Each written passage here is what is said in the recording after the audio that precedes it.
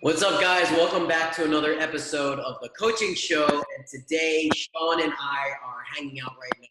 So, Sean, tell us a little bit about yourself and tell us your goals. What's up? I'm Sean from Houston. So I'm a big rock climber. A lot of body weight exercises. So that in turn, using a lot of calisthenics, gymnastics movements. That's where I've seen most gains when I've been rock climbing and trying to achieve my goals there. It's a lot of body awareness, body tension, so a lot of core movements, a lot of pulling exercises. Also, always have to complement it with some pushing exercises. So I'm here to, get some tips from Brandon and hope this coaching thing goes well. Heck yeah, man. So tell me, what do you feel like you've been stuck on lately, and what would you like to accomplish or just get better at? Recently, I've been trying to really work on power strength and pull strength in particular. You said power and pull? Yeah, pull strength. Just with rock climbing, having big movements when it gets more difficult is super important.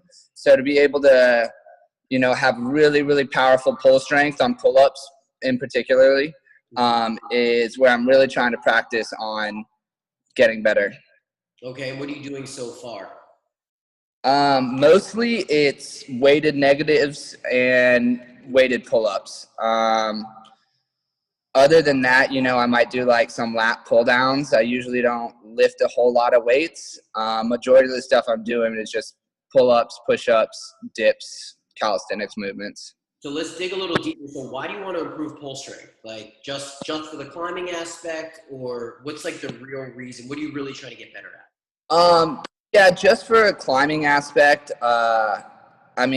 most important things that I've understood while being a climber, pull strength, finger strength, so grip strength, super important. And then, core is always needed in everything. And I just feel weak pulling on stuff. And especially it's tough too because it's also a lot of one arm pull movements. So I think I'm missing a little aspect there as well. Totally. So let's start with what you want to accomplish and be really detailed about that. So all of the pulling strength that you're going to do is going to be pulling strength that involves fingertip activation, right? So a lot of grip stuff. Yep. What this is going to be is going to be a lot of muscle endurance, right? Yeah. So a lot of pulling from different angles, a lot of muscle endurance, grip stuff, and a lot of one-arm pulling. So when you get really clear and detailed on what you want to accomplish on that side, then building a training plan is really easy. So everything that you're going to want to do, and I would say 60 to 70% of all of your focus and energy should be on 4 different factors, right? And then the other stuff can be complementary, like lat pull down and so on. So how much are you doing pull-ups, like fingertip pull-ups and all of that stuff? Usually if I'm just doing finger strength stuff, I'm really not doing any pulling action on it. I'll usually do isometric holds, so either bent at 90 degrees or 120 degrees. How often do you do isometric holds in climbing? So we have like a fingerboard. You've maybe seen them in maybe like a gymnastics gyms and stuff. And I usually just do 7 seconds on, 3 seconds off, 7 times. So it ends up being 49 seconds of hang time. But in actual climbing, how much do you do isometric holds? A lot. I mean, a lot of it is having to do lock offs. So, you might get to a hold, you got to pull, lock off with that one arm, and then for the next hold. So a lot of it is holding that 120 and 90 degree and even like a full lock off position. Is super important. So holding, so you have a lot of holding and locking, and then what's the movement that you fall into in climbing? What do you mean? Like, what's another thing that you do in climbing? So you do a lot of holding and locking. Do you do a lot of like a lot of reaching and grabbing, or? Yeah, a lot of reaching and grabbing, and then a lot of just like using your feet to build body tension in between your hold and the feet. So it's a lot of core strength there. Also, if you're climbing upside down, being able to push your foot into a certain hold and keep your body almost like in a front lever position, but essentially you got a little help because you're stepping on something. How often do you climb? Every other day, if not every day, I'm doing something. And do you feel yourself getting better? I do. have seen a lot of improvement, and this past year I've definitely been working harder than I've ever worked. With that being said, like, I mean, nutrition wise has been the biggest factor.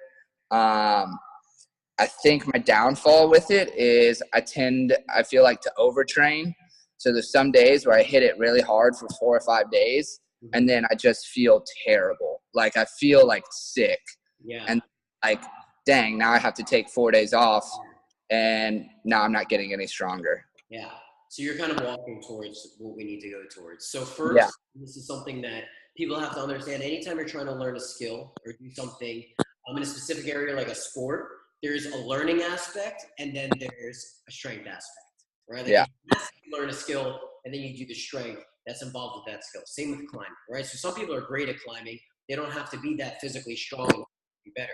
For an example, I'm physically strong and not good at climbing because I don't have the skill aspect, right? So the first thing that you need to focus on is structuring and climbing, structure and schedule that fit so you're not getting overtrained, but you're spending the majority of your time actually climbing. Leg placement, core activation, the holding, the locking, the grip strength, the stretching, the reaching, all of that is going to come with more climbing, right? So I'll draw another parallel into gymnastics. When you want to learn an iron cross, you do iron crosses. You do them over and over again. Sometimes you add weight vests. Sometimes you do more volume. You structure a training plan around doing the actual iron cross. Now, if you were to just lift cables all day long, you don't necessarily learn the iron cross. So it's the same thing in climbing. So your first step is coming up with a climbing schedule that you feel like you can follow that's not going to put you into a phase of overtraining. So what would a schedule be? How many times per week and for how long each session? I would probably say 3 to 4 times a week for sure, and like 2 to 3 hour sessions. I mean, you do spend a lot of time resting in between, and I think it's also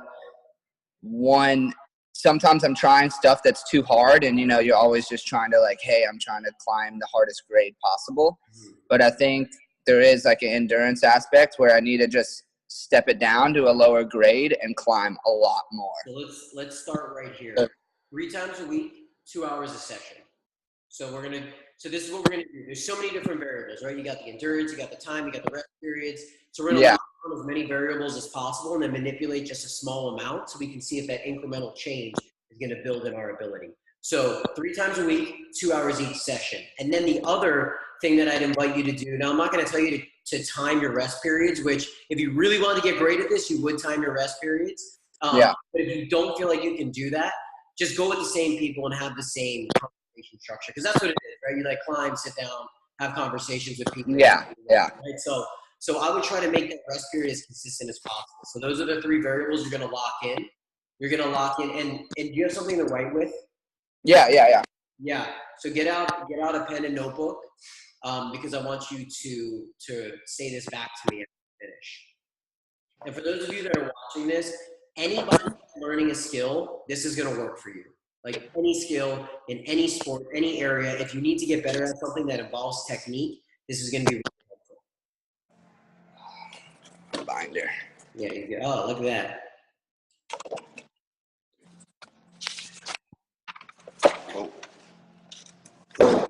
So the 3 variables that we're going to lock down, the first, training frequency. So you're going to start by training 3 days a week. Just write 3 days a week. Second, training volume, right? We're going to do that by time, 2 hours per training session. And then third, monitor your rest period as much as you possibly can. If you want to get really detailed with it and see the most amount of increase in the shortest period of time, time your rest periods. Got it. 3 days a week, 2 hours, rest periods. Okay, so that's the first set of details. As we move into the second set of details, now this kind of goes into the thoughts that you're having. So one day out of those 3 can be a failure day where you're doing tracks that you don't think you can do, or that you've done before. So you can be failing. Okay. Yeah. Okay. 2 days, you're going to do tracks that are 80% of your maximum ability, and you're going to work on technique on those tracks.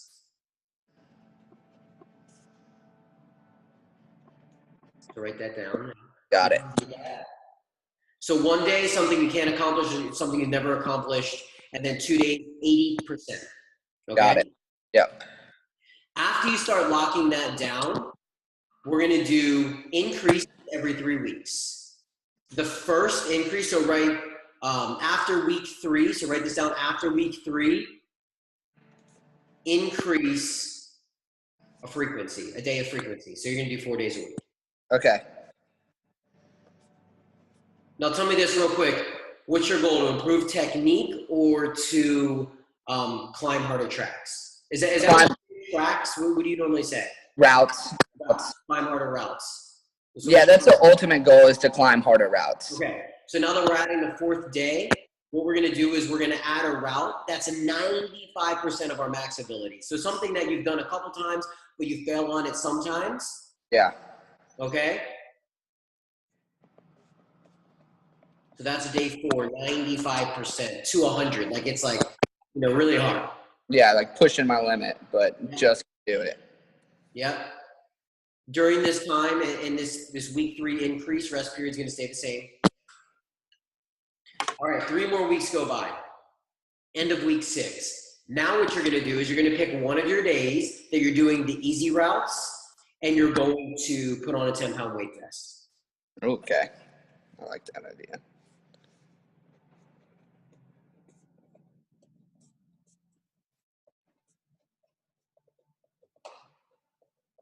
All right. Okay? You can do that for 3 more weeks. So you got 10-pound weight vest, easy route day. You've got easy route day. You've got 95 to 100% of your max ability day. And you got the day where you're trying stuff that's too hard for you. Those are the 4 days. So now we're going to move on to week 9. Week 9, you're going to take the only day that hasn't been manipulated yet, which is your easy route day, but not the day where you've added the weight vest. And you're going to increase time up there. So what would you call that? Probably just, I can just run laps on certain routes, Increase climbing time, yeah. Yeah. Yeah. Okay, so write that down. And that's for the day that I add the 10-pound weight vest on? So you have one day where you added the 10-pound, then you have the other day that's easy routes. It's that day. Okay. So now you have one day that's 10 pounds, easy routes, one day that's easy routes, but you've increased climbing time, one day that's 95 to 100% of your max ability, and one day where you're just going hard stuff. Yep. So that'll take you through, that's your 3rd adjustment. So your 4th adjustment now will be taking your weight vest and increasing weight. Okay. To go up to 20 pounds.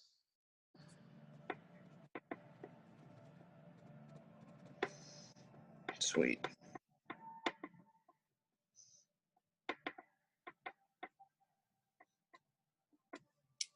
So that's three months right there of growth and adjustments. If you follow this diligently and you really attack this, you're gonna win, guaranteed. You'll win. Yeah. This is like the same structure that I followed, right? This is the same structure that I preach and teach to a lot of other people that are high-level athletes that are trying to get to another level. And then as you continue to grow and implement more of this, what you need to do is just keep increasing these factors and keep pushing your 95 to 100% ability and route and so on. Now, the only variable that's thrown in here is you have to have a reset period. This reset period can be, it should be in the middle of this track, so maybe around week 8. You'll have some time where it'll take 3-4 days, take it nice and light, and then you'll try to accomplish a new route that you've never been able to do after you're fully rested. And not I'd say do that once every 8 weeks. Yeah. Okay. And this is how you grow, man. And this is what you do. And you just keep chugging along.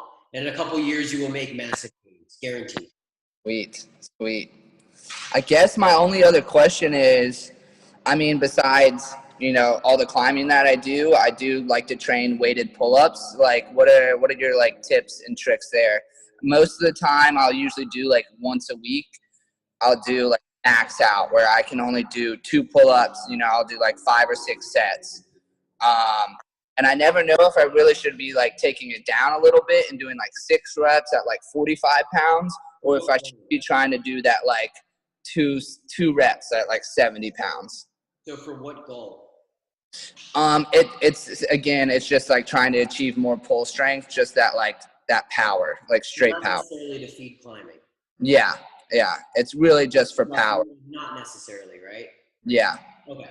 So I would do this first. I would do it on the day where you're doing routes that are too hard for you. Okay. Because that's where you get the least amount of volume in. Okay. It's not necessarily like incrementally harder where your muscles will be more taxed because they're too hard. You just don't necessarily have the skill. So Yeah. that's the day that you'll do. So do it once a week. Because is your main goal climbing? I mean, that's my passion. Yeah. That's what I train to get better for sure. So your main goal is climbing. Do this once a week. Do it on the day that you're constantly failing. And then my suggestion to you would be same idea. Play volume and resistance of the weight that you're using in the volume. Play them back and forth. That's it. Increase volume, increase resistance, have a rest period, test. Increase volume, increase resistance, have a rest period and test, right? Yeah. 20 pounds, you can get 5 reps to 20 pounds. Then you take it. Then next time around, you'll do, 20 reps with no weight for X amount of sets and just increase like that. Got it. Sweet. Well, you feel like this is clear? Yeah, super. I mean, I got everything mapped out. Seems like an awesome plan and makes a lot of sense. There's definitely a lot of stuff on here that I don't even think about working on. Like, I think I climb too much to failure, and I'm not just like getting enough volume in. Yeah. So I think putting that muscle strain on for, just going 80% and having more volume, more time on the wall will definitely, help a lot for sure. Huge, like, especially if you're trying to perform, essentially, you don't want to go to failure very often at all. Yeah. Because the mental connection that you're going to create with failure makes failure too regular for you. And you don't want it to be regular at all. Yeah. You want to Okay. do something you're constantly winning and succeeding over Yeah. and over again. Because there's a skill aspect. Now, for anybody that's watching this that's a lifter, right, if you're not necessarily like super pumped about increasing your technique on a bench press, you can go to failure, that's fine. But this has a heavy mental and psychological, right? So like for me, for an example, my career in the last 4 or 5 years, I didn't fail. Like I didn't train to failure for like 4 years in a row. I just didn't want to create that in my head. And I knew I could make incremental builds with just increasing technique with a program like this. Sweet. Dude, this is going to work. Guaranteed. The only way it won't work is if you don't do it. Yeah. Well, no, I'm pretty dedicated, so this seems like an awesome plan, and I'm going to get straight on it, starting today. Heck yeah, man. Dude, I'm pumped. So keep us all up to date on how well it goes. All right, and let's connect here, and I want to hear from you again. But thank you for being part of this. It's a lot of fun. Cool. Yeah, man. Cool, man. All right, later on. See you later. Thanks, man. Bye.